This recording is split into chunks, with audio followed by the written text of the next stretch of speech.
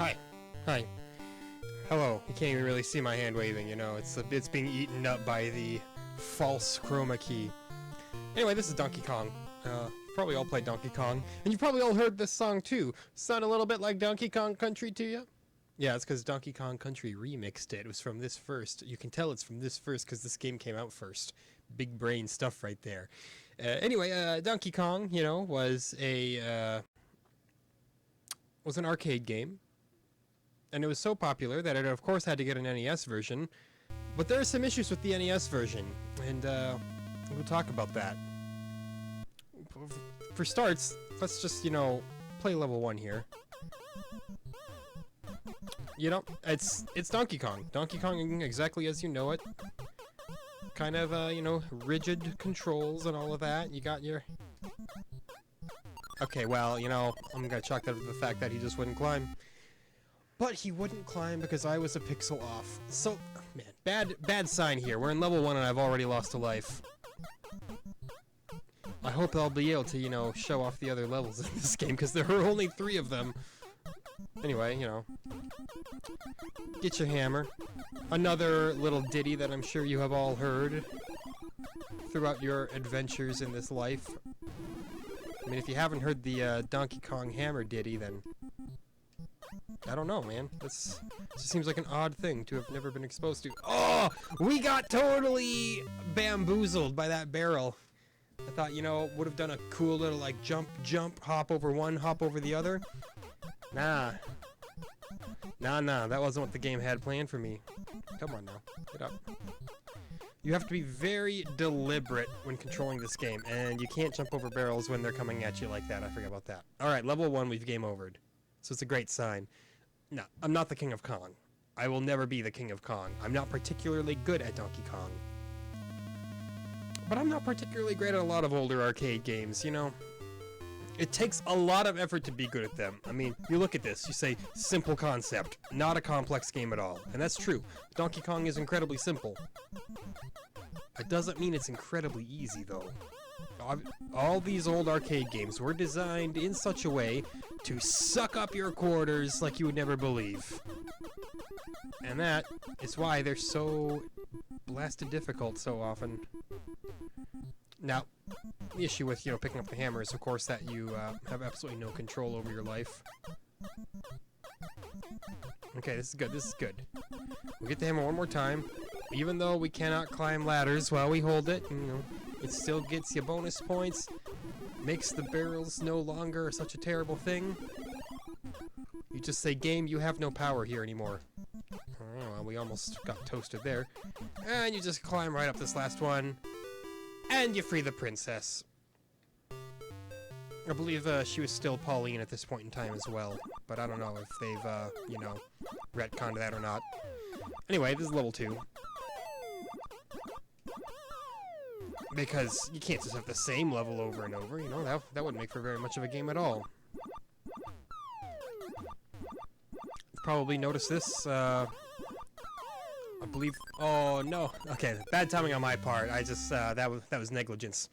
But, yeah, this level was turned into a stage in Super Smash Brothers. Was it in Brawl that it was introduced? Yeah, it's one of those stages that everybody hates because it's constantly moving and there's a bunch of garbage moving around that interferes in your fight. You know, a lot like the Ice Climbers Mountain and stuff like that. Stuff that's fun in a party setting, but when you're trying to settle a score in a sick 1v1, you know, it just gets in the way. So that spring, as long as you're not being stupid, is a non-issue, because it follows a very... It follows a set pattern. Unfortunately, with me effectively having no brainstem whatsoever, I'm not able to recognize those very basic patterns, and I plummet to my death every time. That said, I do still prefer level 2 to level 1. I think there's a lot more going for it, you know, a lot more moving parts. By that I mean, you know, 2 elevators, but hey, that counts as more. You could go over there to Brave getting that little purse. I assume that that's one of the princess's belongings. Look at that, we braved it and we succeeded. Okay, now you just wait, and then you go for it. Nice. You don't have to walk over there, you just climb up and then you're good, whether Spring sprung at you or not. And this is where level 3 would be, if it existed. Yeah, this is actually level 4 of Donkey Kong. For some reason, they had to compress Donkey Kong down from 4 levels to 3 levels, which, does not really do any favors for the game, because it's already kind of a basic game to begin with. Removing an... Oh, I forgot you can't fall. Shoot. Removing an entire level from it really, messes things up quite a bit. I mean, I guess, you know, you could say it's only 1 level, but, hey, in the case of a game with 4 levels, that's 25% of the game just outright missing. No, no, no. If you want the greatest Donkey Kong experience that you can get, believe it or not, Donkey Kong for the Game Boy is the absolute top of the mountain. Of course, this is not counting, of course, Donkey Kong Country games or Donkey Konga or anything like that. I'm not talking the franchise as a whole, but a pure Donkey Kong arcade experience, Donkey Kong for the Game Boy. Not only does it have all 4 levels from the arcade completely intact, I mean, you know, scaled a little bit to fit on a Game Boy, but it also contains, I think, like 95 completely original levels. I believe, if I'm not mistaken, I think there are like 100 levels in the game, and they're all completely different. The game doesn't loop. It's not like this where you beat levels 1, 2, and 3, and then you go back to level 1. No, no, no. Game Boy Donkey Kong is where it's at, and if you even mildly enjoy Donkey Kong, it's an absolute must-play. Best home console version, bar none. Maybe someday we'll look at Game Boy games and we'll play some of that. You never know what may happen. When we're, you know, 700 episodes deep in this series and we've played every NES game that there is to play. God save me if that winds up being the case. No, no, no. That would be a good thing. It would mean that we committed to it and we got somewhere with it. Now, I know that the Mexican runner has already literally sat down and played every single NES game without save states and without guides, and that is obviously the much more commendable kind of achievement here. When he finished that, it was mind-blowing. I still go back and watch VODs from that because there's just so much to witness. The fact that, and he doesn't half-ass it either, when he did that, he beat every single game 100%. Like, when he played tennis, beat every single last difficulty level. The dude was a madman. So I highly recommend that you check out old VODs from when the Mexican runner played through the NES catalog. It's incredible. But this, you know, this is a little more bite-sized. I don't have quite the patience or time to go through and play all of them guideless. I mean, let's be real, I don't have the skill for it either. It takes a legitimate monster of a man to accomplish something like that. Okay, so here I'm seeing what the pattern is. I'm just a little nervous about being able to actually pull it off because of these flamey boys right here. Okay, this is what you do. You do this. And then you, okay, I've kind of made this more difficult than it has to be, but I am in the right ballpark here. Never mind. I could have just climbed down that ladder and then fixed it all. Instead, I decided, hey, let's try walking directly into the giant ape that's going to probably murk us. That wasn't the best idea, as it turns out, in case you can believe that. So, trying to jump over the flames appears to be a fool's errand, and we're back to a game over. You know, I mean, it doesn't really matter. Again, there's not much to see beyond that. That's the game. You've seen every level in it. It's very simple. You know, in a simpler time, even... Did this come out during, or I think it came out prior to the Atari 2600 even. This game did get an Atari 2600 port, and as all arcade ports turn out on the Atari, it looked like hot garbage. Like, I'm pretty sure Donkey Kong himself looked like a literal pile of shit. He was just a bunch of brown pixels, and that was it. So, you know, I'm not gonna claim that the NES version is the worst version of the game, but even then, I'm almost wondering if the Atari version didn't at least have level 3. Because if it did, holy cow, that would have made the NES version look even worse. Okay. We got it, we got it. All easy going. I'd say we just have to survive through the hammer phase, but you don't survive anything here, you just do it. Again, everything's very precise in this game. The movement's a little chunky, but the movement is also, you know, very pixel accurate. Like, you better be at the very, very top of that ladder before you start moving. Which, I mean, because it's so chunky and accurate, actually makes it a little more exhausting to play, you know. There's such thing as, too accurate. Obviously, future platformers and whatnot would start to bring the more modern concepts of, like invincibility frames and hitboxes and all that. Heck, even Super Mario Brothers brought forth the concept of hitboxes. If you watch any Super Mario Brothers speedrun, you'll notice segments where it looks like people are jumping directly into piranha plants. No, they're just abusing Mario's hitbox, and that's part of the run, you know. Okay. Had to stall there for a second because I didn't know what the barrel was going to do. I had to deduce which way it was going to go. Alright, level 2. And I do like this level. I know I said it, but I think, you know, since level 3 is clearly not, invited to the party here, I'd have to put in level 2 as my definite favorite of the game. It's just, it's so much more animated, you know? I mean, literally, and figuratively, and oh no. Shame I can't, you know, do anything on it. I feel like our first romp through it was, like, the easiest thing ever. But, hey, yeah, if we're not gaming over, we're not game overing. What is the proper term there? Is it gaming over? Is it game overing? I don't even know. But if we're not doing that, then what are we doing? Because there's no other content in the game, you know? I mean, there's Game B, and I'm not sure what that even is. If I'd have to guess, I'd assume it would just be a slightly more difficult, Game A.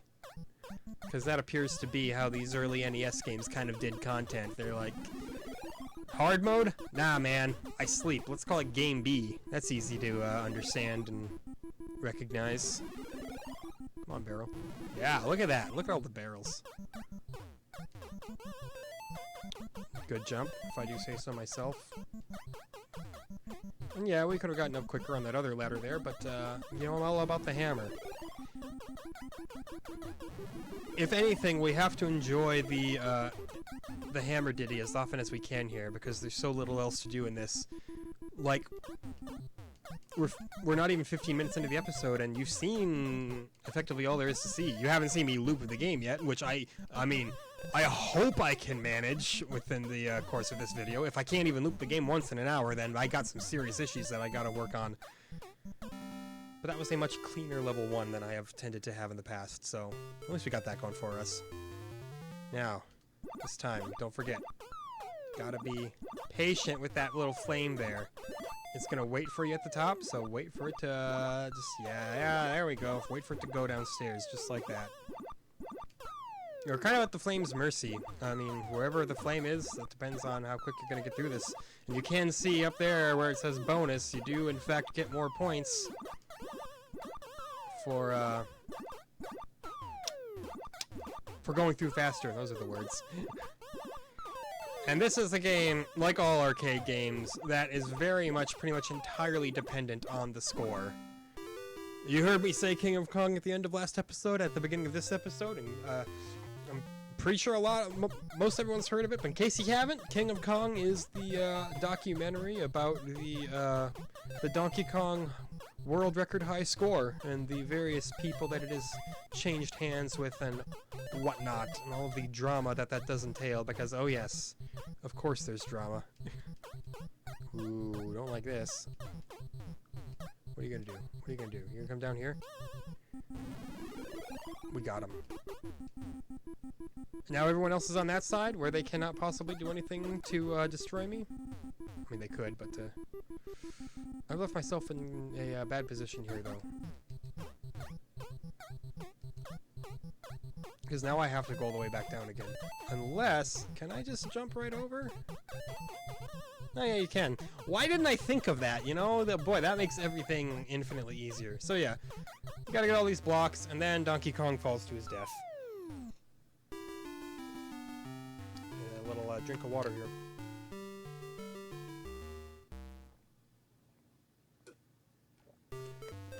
And here you are. Your reward for saving Pauline? You go back to the beginning. And that's it. Look at those reflexes. That frame perfect input there. Disclaimer, I sincerely doubt that that was frame perfect, but well, dang it if I didn't feel a little bit spicy.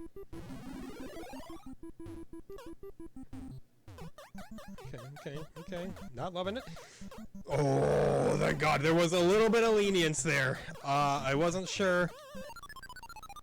There was no lenience there, however. If you jump up into a barrel, it's the end for you. I think I am noticing a little bit more barrel sauce on this. I'm seeing more barrels than I did. And that could very well, you know, just be my brain playing tricks on me, but, you know, it's convincing.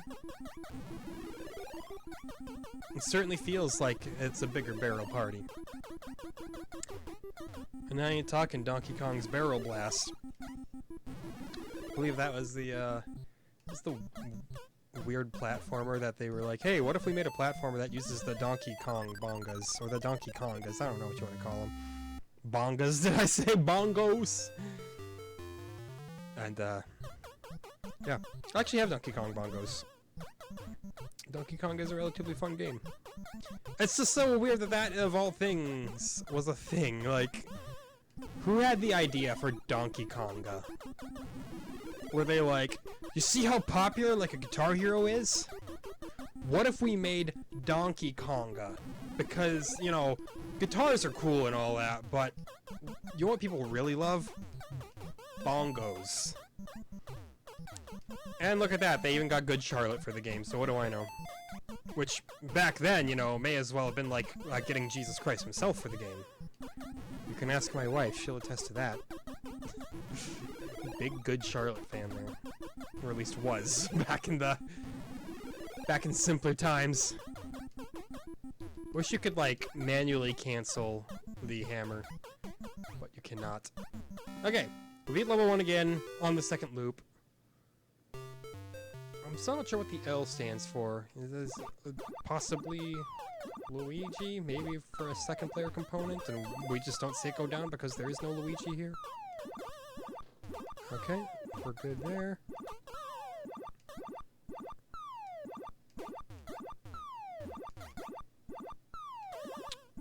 It plods a little. Not gonna pretend it doesn't.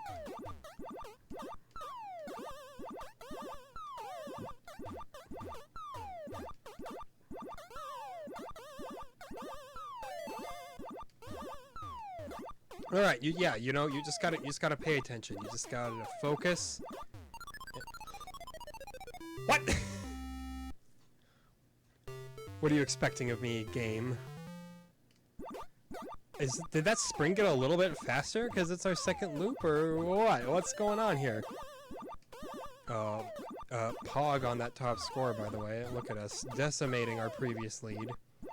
I suppose you could climb down the ladder and then jump on this down there for, just to be a little bit quicker, you know, get a few more bonus points.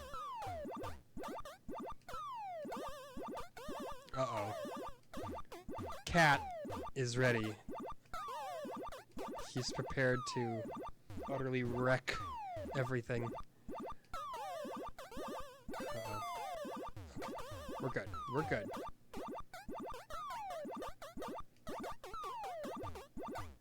Yeah!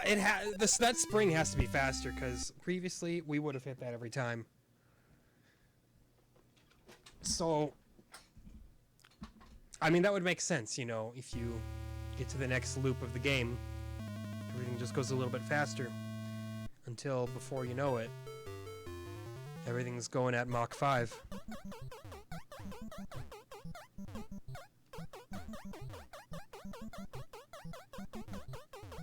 In the meantime, you know, we got the greatest footstep sounds that you've ever heard.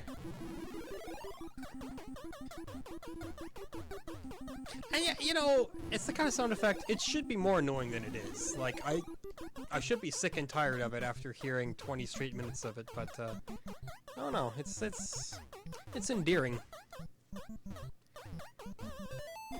Ooh, look at that, the jump over, grab the hammer, and then, 360 no scope. I guess that was a 180 no scope, but, you know. But this hammer certainly doesn't have a scope, so it certainly does count as a no scope. That's my story, and I'm sticking to it. No, I thought I was close up to the ladder! Again, I can't stress enough how precise you have to be to actually climb up those ladders. Hope you like level 1, because you're going to see more of this than anything else. Because of my own, shortcomings.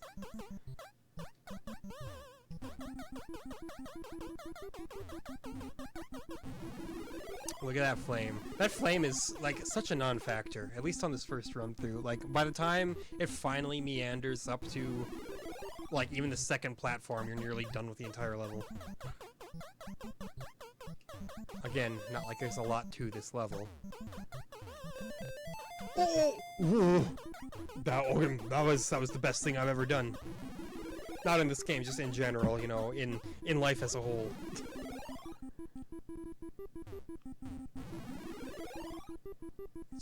You just collect your sweet bounty of barrel juice. You ever had those little, like, juice barrels that come in a big pack? All sorts of different flavors that, just taste like slightly different versions of sugar water? I used to live with a bunch of friends, and one of them would for some reason always buy those. And I didn't quite get it, but, they were decent enough, you know?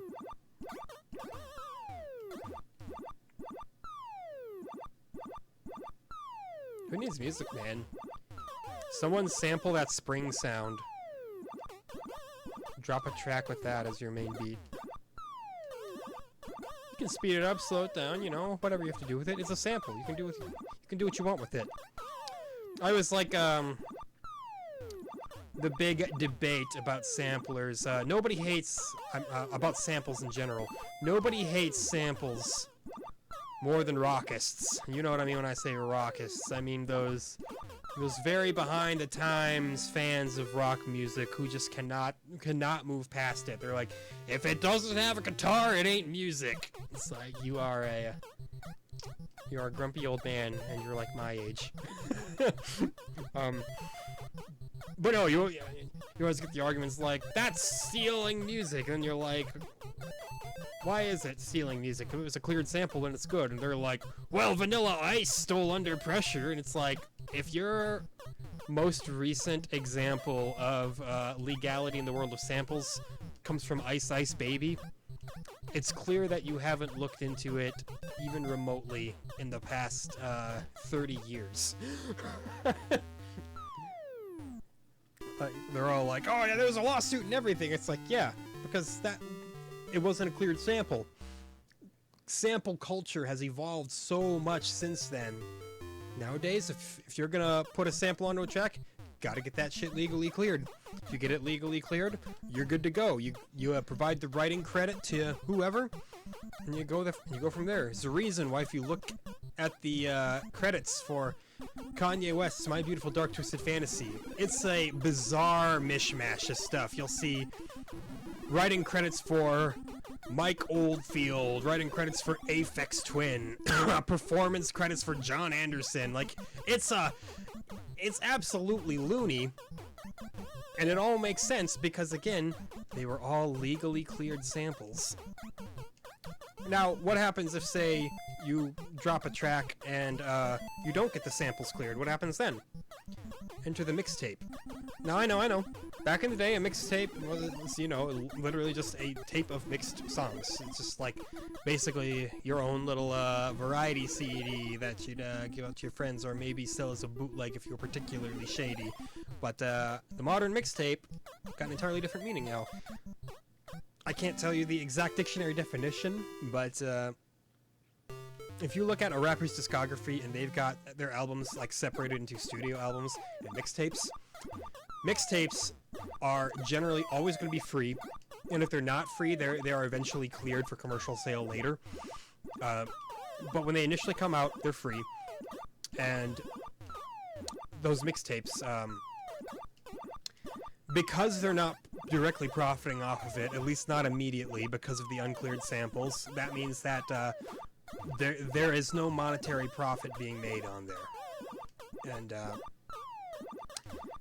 that's it. I feel like I just took a long time to explain something that was very, very simple. But hey, you know, people still seem to get a little bit twisted up in their head, and where they're like, "Well, they stole it." It's like, no. If it is a cleared sample, there is no theft. If it's a cleared sample, it is perfectly legal. You look at oh, that's right. That's another one that people always tend to cite. Kanye West's "Stronger." Everyone's like, "You just stole all the music from Daft Punk. That's harder, better, faster, stronger." It's like, no. He did not steal it. Because if you buy the actual, like, an actual physical copy of the album, you'll see writing credits for Daft Punk. So, you know, don't get too confused. It's not theft, it's not stealing. And, one argument that I think does have legs could be when people say that sampling is lazy. That can be true. It is not necessarily inherently true. There are some samples that are much more clever and well thought out than others. I will not argue that. Shoot here. And then there are some samples that I could even argue like don't even really feel like samples. One of the most controversial examples of that being Lupe Fiasco's "The Show Goes On." Was that from Lasers, I think it was? But that was a super controversial song because it contained a Modest Mouse sample of the song "Float On," the chorus of "Float On." I'd sing it, but I'd get DMCA'd instantly. No one would care about me. But hey, we're on round 3, may I say? Maybe that's what that L is. Oh yeah, look, that L's a 3 now. Lap 3. That must be what that means. Anyway, that song, "The Show Goes On," it was the exact same melody as "Float On" by Modest Mouse, and good God, people were mad. People were like, "How dare he? That's awful." And like again, it's totally cleared.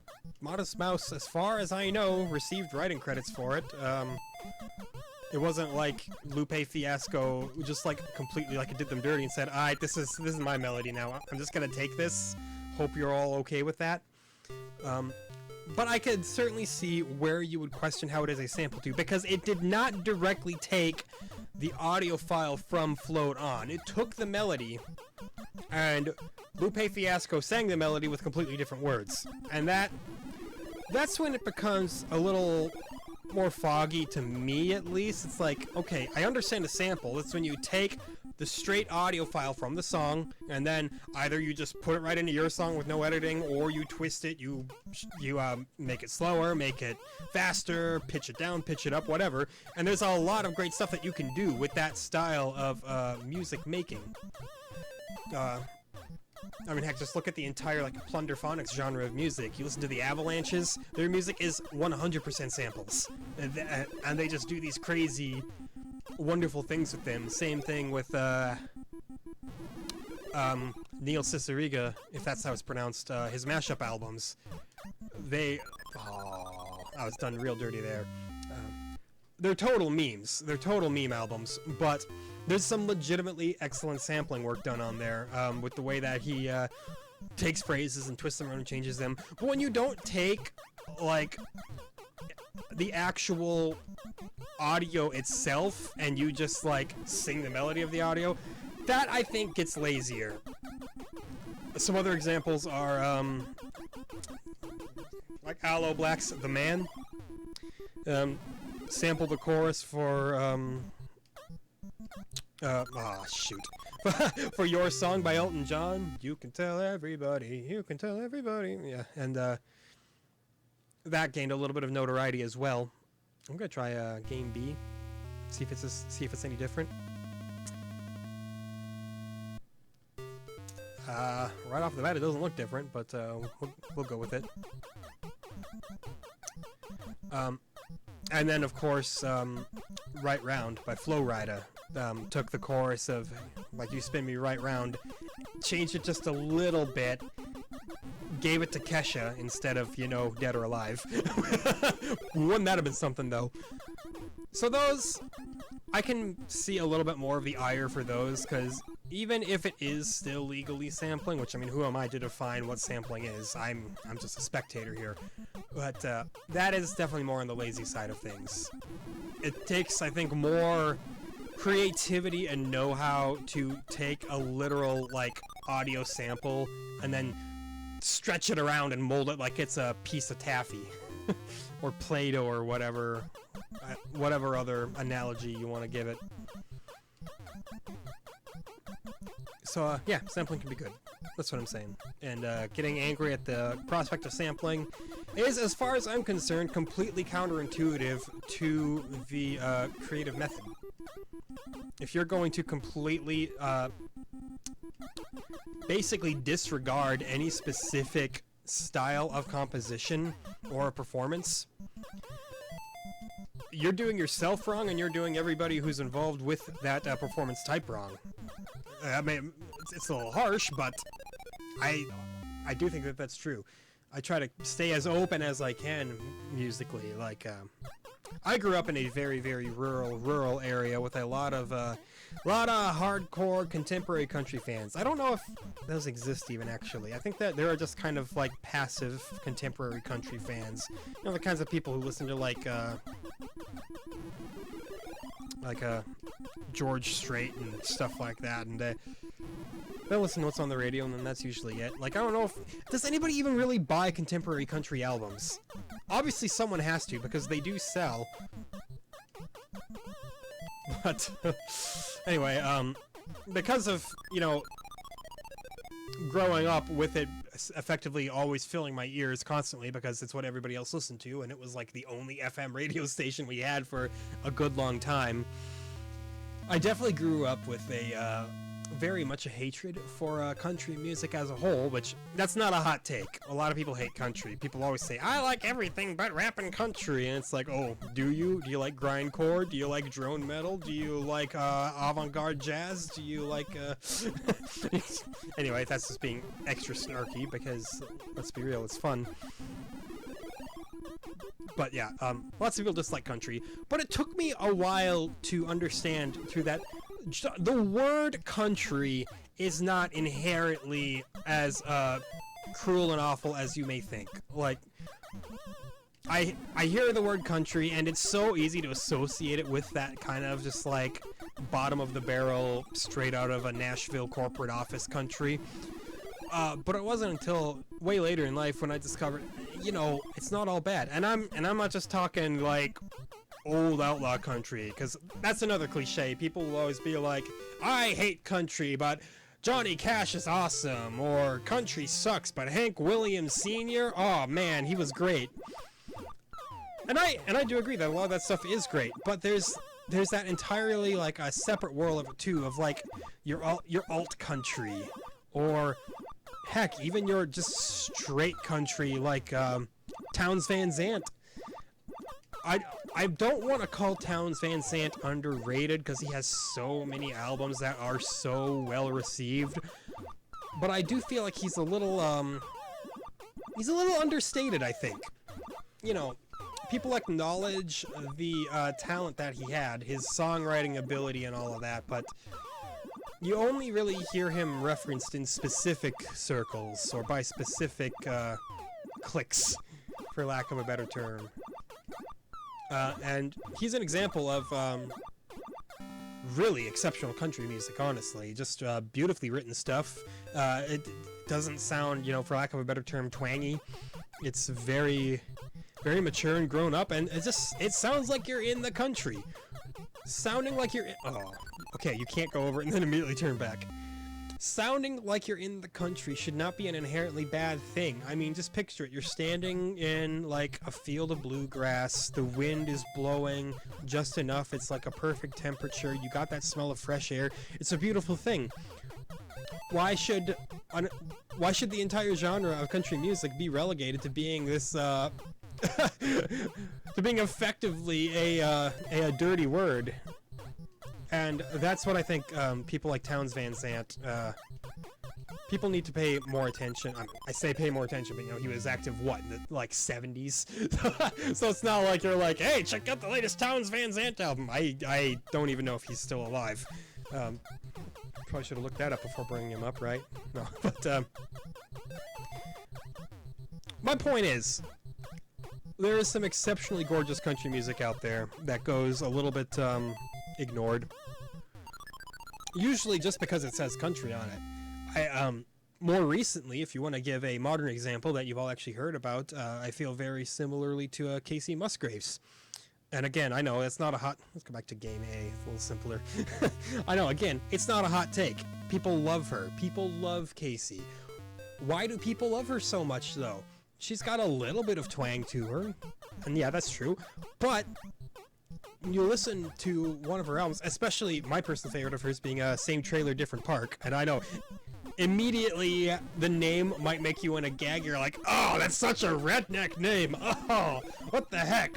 But then you actually listen to it and you realize this ain't just twangy country. There's like, there's just a little bit of bluegrass stylings here, and dare I say, indie influences there. And she's so lyrically left field too. I mean, I should say lyrically left wing, because she literally is one of the very, very few liberal country artists out there. It's not all about God bless the USA and God bless my truck. Yeah, she sings a song about a mobile home, and it's just, and it's goofy fun and all that. But there's so much more beyond it too. Like she almost takes country and, you know, like turns it on its side. Like the entire song, like Merry-Go-Round. Every country song ever is about how you want to go back home and have some mama's apple pie, and you don't ever gotta leave your hometown, because that's where all the heart is. And then Merry-Go-Round is literally the opposite. So like, yeah, guess what? We're stuck here for the rest of our lives. Everybody's life is in a dead end, and everybody's dreams are crumbling underneath them. That's the long and short of the song. Obviously, it's much more eloquent and poetic than that, but that was the first Casey Musgraves song that I heard, and I thought, holy cow, this is so not what I was expecting. And it's just really, really gorgeous instrumentally too. It's just got a really like fluttery piano going on. That almost reminds me more of a dream pop track than anything else. And you know, she's just one of those examples of a reason why country doesn't always immediately have to be a dirty word. And then, again, yeah, you got your alt-country artists. Nico Case has always been wonderful. DeYarmond Edison, one of the earlier Justin Vernon projects. I've always really, really liked the one album he had under that name, Silent Signs, I believe that one was. And again, it was a feeling of like, it felt like you were standing out in a country breeze. It was so beautiful. The slide guitar was there, yes, but the slide guitar should not be a bad thing by default. I mean, it's all in how you execute it, right? Anything can be executed poorly. One of my favorite musical genres ever is black metal. There's a lot of absolutely incredible black metal out there, a very harsh and oppressive sounding style of music, makes you feel cold and alone in all the best possible ways. But that doesn't necessarily mean that everything's going to be good just because it's a black metal album. It's exceptionally easy to just plug a cheap guitar into a bad microphone, strum really fast, and go and say, "Look, Ma, I made a black metal album." But that doesn't make it good. You know, you still have to put thought into it. You have to put thought into all of that. You need to have a plan. You need to put your mark on what you're making. And that, I think, more than anything else, is what dismays me so much about the state of modern country music is I don't see that mark very often. when I was in weight training class in high school, there was the same mixtape of country songs in almost every day. It was that or like the rock mixtape, which, you know, had like Green Day and Hinder, basically. Yeah, it was great music in the weight room. And I heard so many of those country songs, and if it wasn't the mixtape, then it would be the country radio station. And I really don't like to say the words. It all sounds the same, because if I mean, you could easily say that about like a black metal, and I'd probably get super triggered with you and say, what do you mean? This song and this song are completely different. So I don't want to say all the music on the country station sounded the same, because if I really cared to listen to a ton of it, I would probably be able to point out very specific differences between the artists. But it felt homogenous, which I guess is just a really, really fancy way of saying it all sounded the same. So, you know, that's just me trying to cheat my way out of saying the thing that I said I wasn't going to say. But you get where I'm coming from. Like, I don't want to just downplay it as being something that had no identity. But I still always kind of felt like that.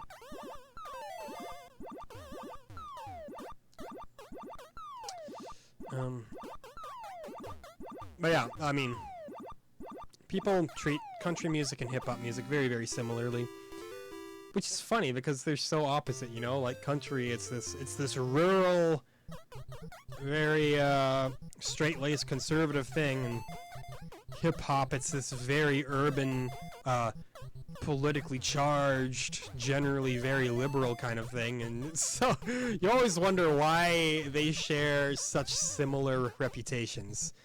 But it is funny. I can't deny that. Okay, this is a bad situation we got ourselves in. We can get out of it though. Yeah. Look at that. Look at that. Not a problem. I think it's because, you know, it's so easy to listen to the lowest common denominator of both genres and immediately jump to the conclusion of, well, this is bad. Like, that's bad. That is what's bad. I've listened to quite a bit of hip-hop in my time, you know, yeah. I've listened to a lot of the hip-hop, says my white ass. And again, much like country, there's so many different facets of it that so many people just completely ignore or are just never exposed to. Big difference between your more jazzy styles of hip-hop, your A Tribe Called Quests of the world, and your industrial hip-hop, whether that's Clipping, Dalek, Death Grips, all sorts of different artists for industrial. And then, of course, you've got your, oh shoot, I'm completely blanking on the words. Your abstract hip-hop, your guys like MF Doom and Aesop Rock, stuff like that. You know, again, it's like, to discredit all rap music as all being bad is absurd. I can maybe understand, again, if all you hear is like mainstream trap music. Although, let's be real, the people complaining about hip-hop sucking probably aren't even all that familiar with modern trap music. No, when they think of rap, they're probably still thinking of like Vanilla Ice or 50 Cent or something like that. Because even back in the day when hip-hop enjoyed an even more notorious reputation than it has now, it got absolutely shat on. Like, and I'm not going to pretend that I didn't. I was definitely a part of it. I was like, oh, music's like candy. It's good if you throw out the rappers. Very clever. But it's funny because even back when it had such a notorious reputation, I remember this being just blatant in the 2000s. Yeah, you had stuff like 50 Cent, and 50 Cent's not great. By all means, his albums are kind of, you know, simple. His lyrics are not great. He's kind of a one-note pony of that kind of like, yeah, he's gangsta, but his songs are basically pop songs, and that's fine. That's fine, you know, it's fine to have that, that fusion of, gangster rap and pop rap, I guess, but again, people just, I don't know if they ignored or if they just refused to see the brilliance in other things from that time as well. Because, yeah, you had your Ludacris, you had your 50 Cent, you had all that stuff. And all apologies to anybody who still loves Luda to this day. But you compare that to lyricists like Jay-Z at the time. Jay-Z has always been incredibly talented. Bad death. But you'll always hear people, for some reason, citing him as an example of a bad rapper. And obviously, hip-hop fans don't do this. Actual hip-hop fans, they recognize the talent that... What a terrible way to game over. They recognize the talent that Jay-Z has. They respect it. But it's your outsiders, your people who refuse to understand hip-hop, your people who refuse to acknowledge hip-hop. I don't even think they've ever heard a Jay-Z song in their life. I think they just recognize that, oh, that's the name of a rapper. Sure, he sucks. I choose him. Congratulations, Jay-Z. You won the shit lottery today. Oh, I hate it when the barrels juke you like that. You're all ready to do something cool and you just don't. Anyway. And I mean, it's possible that maybe those people have heard Jay-Z. And it's possible that maybe they just legitimately, hate, for lack of a better term, the message of his music. A lot of people who are so opposed to hip-hop, and again, this is kind of more with the boomer crowd, kind of a more old-school form of disliking hip-hop. They don't like how it's a bunch of thugs.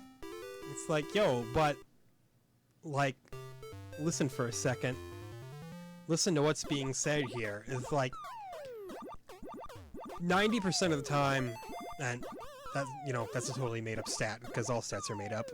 But a large amount of the time, if there's a hip-hop song that sounds like it's glorifying violence, there's a high probability that it is being extremely critical of violence.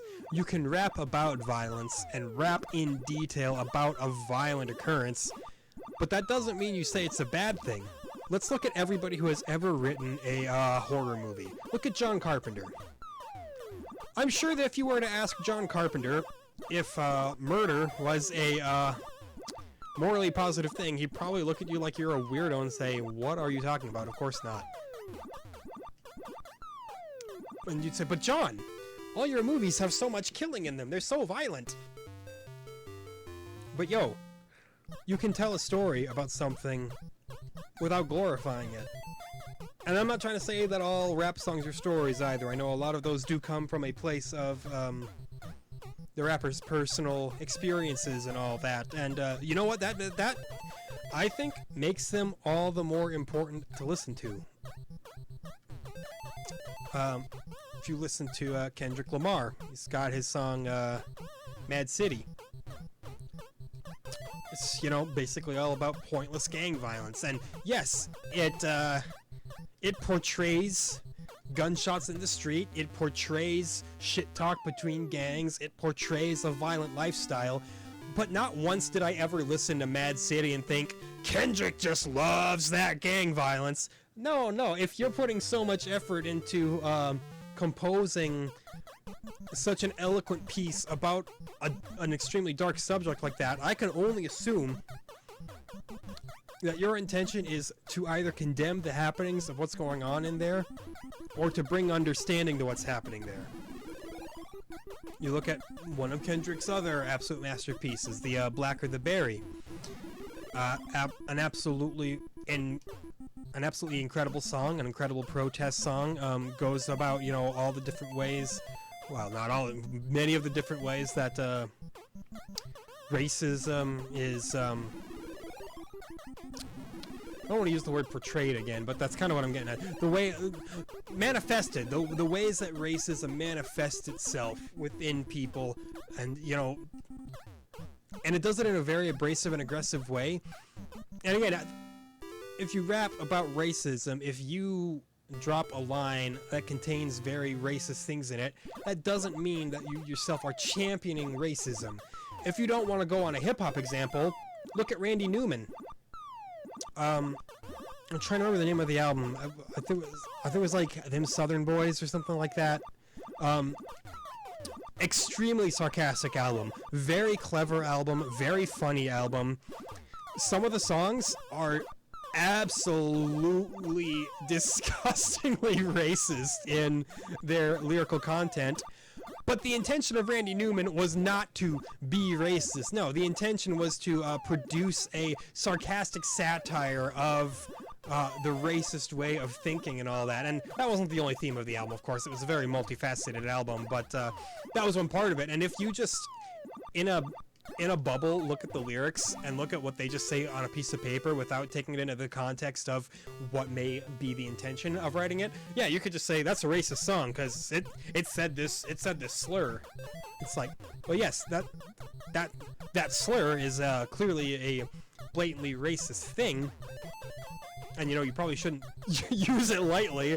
Before I walk myself into a corner here and say something that everyone's gonna be like, what are you saying? No, but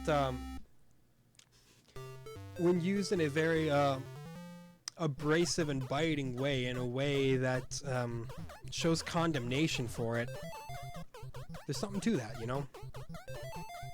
Anyway, great song, great album. I mean, if all you know Randy Newman for is the Toy Story soundtrack, it'll knock you off your shoes.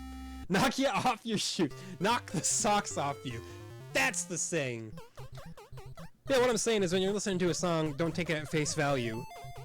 Flo Rida's Whistle is not about whistling. It's about blowjobs, man. Learn to read between the lines. Because, that's just... it's such subtle writing,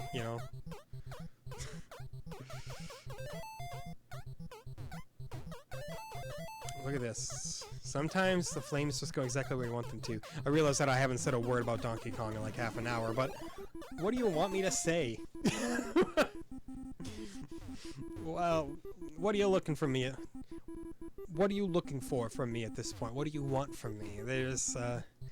I've said everything interesting that there was to say about this version of Donkey Kong like 3 minutes in. You've already heard it all. Oh, they're totally gonna make out up there.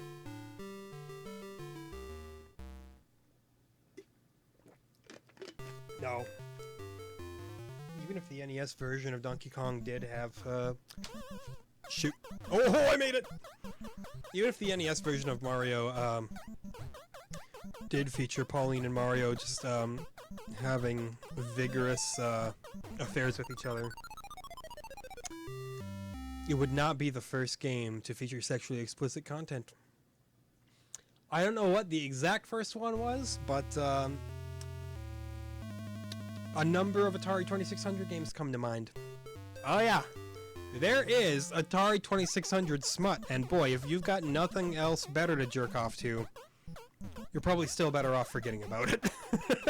I mean, you know what the Atari 2600 looks like. You know the kind of graphical fidelity that we're talking about here, so try to imagine, if you would, a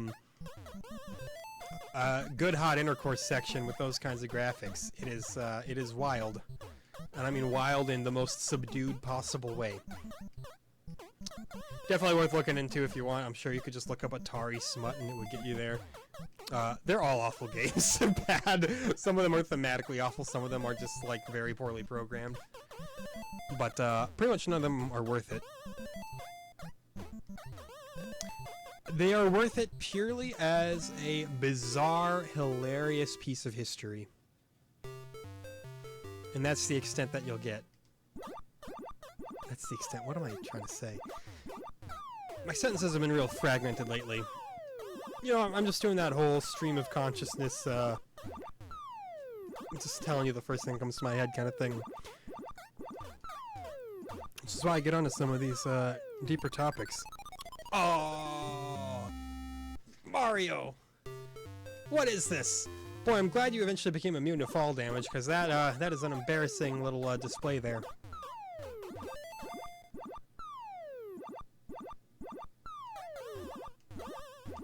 Look at that. You really gotta wait for the last minute to get off of this safely here.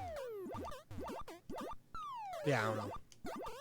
Maybe these off-topic just kind of ramblings will eventually get me in trouble. Maybe I'll get on a topic a little bit too close to the sun, and people will be like, "Wow, I didn't like that take." And I'll say, well, I don't care, because it's my take, so clearly I think it's a good take. No. If I ever say something just, like, blatantly ignorant or anything, you call me out on that, you know? Everybody should grow. Everybody needs to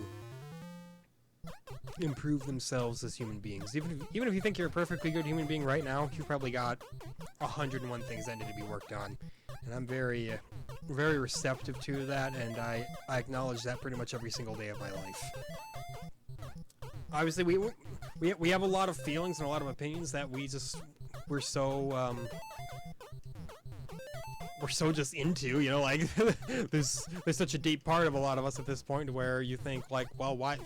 That's just how I think. Why should I think anything differently? But no, that's the challenging part, though, right? Coming to the conclusion that when you're wrong about something, you should probably just admit that you're wrong about it and challenge yourself to think a little bit differently about it. Stubbornness seldom leads to growth. I won't say never, because, you know, only a Sith deals in absolutes. He said the quote. But no, it's always good to challenge the way you think. Same thing goes with me. If I say something that is just painfully unacceptable, you know, go for it. I know a lot of YouTubers, you know, especially like in the gaming sphere and stuff, they try to avoid getting onto topics that are a little bit too deep, and, you know, I'm not trying to shoehorn myself into darker topics. They just kind of start happening. But I don't think that they should be avoided. I think that they should be discussed, they should be considered, and they should be thought about. Because when you nurture a world that is afraid to talk about something just because it's uncomfortable, you're nurturing a world that is afraid to change. You're nurturing a world that's afraid to improve. And, no. More complex topics, I think, there shouldn't be as much of a stigma. I know why there is, because people get extremely fired up about them a lot of times. If you start getting on a political topic, you're almost guaranteed to, get in bad with somebody. But at the same time, they're important things to talk about, you know? And I'm not necessarily saying that I'm the person who has all the answers and like, you should listen to me because I said it's important and I can teach you a whole lot because I'm an expert. No. I'm not an expert about anything. I mean, I'm good at my job. I get paid to do what I do for a living, but even then, you know, I struggle to use the term expert. Struggle just because, you know, I'm not a fan of jumping to that kind of impressive conclusion. So no, I'm not saying anything like if I dive into a topic, it's because I think I need to educate you about it. No, I'll give you my piece on it if you've got a different piece about it, as long as it's not just something like hopelessly terrible or like heinous. Then I'm glad to hear about it, even if I don't agree with it, you know? If you hate hip-hop music, then, well, you're wrong, but that's fine. I'll still hear from you.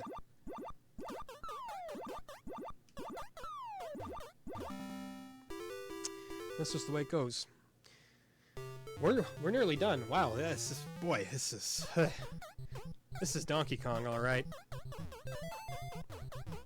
And these levels are just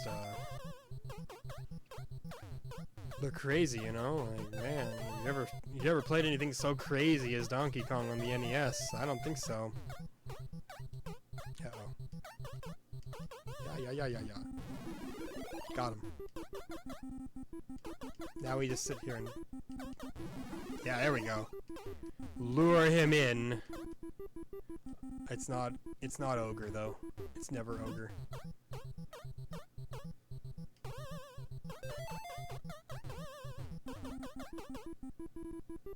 Come to me. Let me beat you up. Boy, they have some obnoxious patterns. If they have patterns at all, I don't know. They seem like they're just kind of a... Oh, God. Oh, no. For all you Twitch people out there, this is a big Monka-S moment.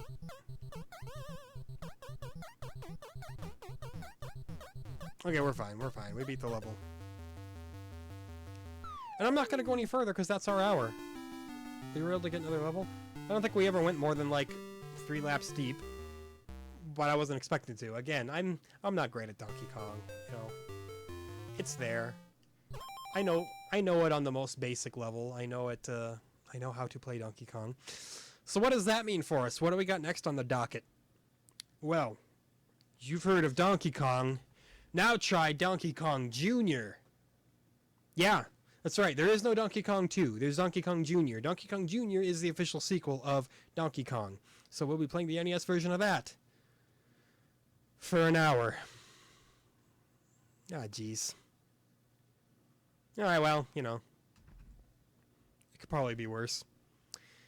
Thank you so much for watching. Thank you so much. If you have watched previous episodes, I thank you for your continued support. If you plan on watching future episodes, I thank you for your future support. If you don't plan on watching at all, get bent. I'm, of course, kidding. No. Thank you for spending even any of your time here in this lovely little channel here that I have attempted to nurture. As always, we'll catch you next time. Tell your biologist. You got a personal biologist, right? I don't know. Tell everyone you know. As always, we'll see you.